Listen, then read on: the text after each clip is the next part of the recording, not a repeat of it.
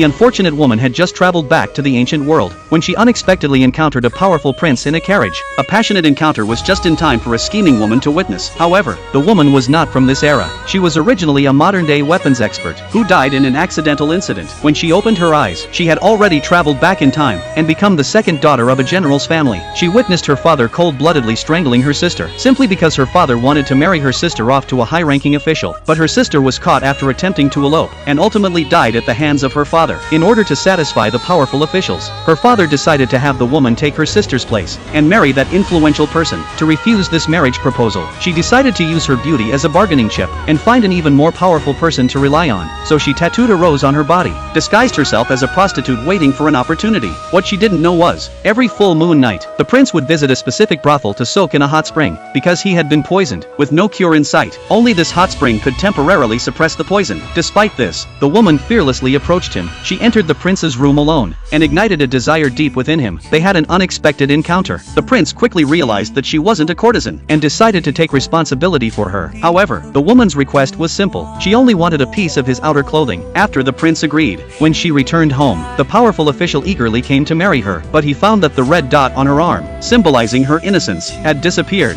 The official was furious. He felt disrespected and angrily left. Her father also scolded her for ruining his career. In his anger, he kicked her out of the general's mansion and even sent assassins to hunt her down. While on the run, she unexpectedly encountered a mysterious man. When the assassins saw the man's leg shackles, they were so scared they fled in panic. The man claimed to be injured and asked her to take him to an inn, though the woman had doubts. After he saved her life, she decided to show kindness and took him to the inn. She easily removed the shackles from his legs. This act raised the suspicions of the maid. The maid drew a knife and demanded to know her true identity. The woman didn't hide it and directly stated that she was from the future, promising to rely on the maid from then on. At that moment, a young boy was auctioned off as a slave. The woman couldn't bear to watch such cruelty and spent all her money to buy him. But unexpectedly, a bully snatched him away. Filled with anger and helplessness, she watched the boy being taken by the bully. Meanwhile, the prince discovered her true identity and learned that she was the neglected second daughter of the general's house. He followed her and eventually found her. However, the woman didn't need the prince's help. She, along with the maid, broke into the bully's room and rescued the boy. But the bully had already called for reinforcements. In this life and death moment, the maid stood resolutely at the door, using her frail body to block the enemy, and bought the woman a chance to escape. With no other choice, the woman had to lower her head again, put aside her pride, and seek the prince's help.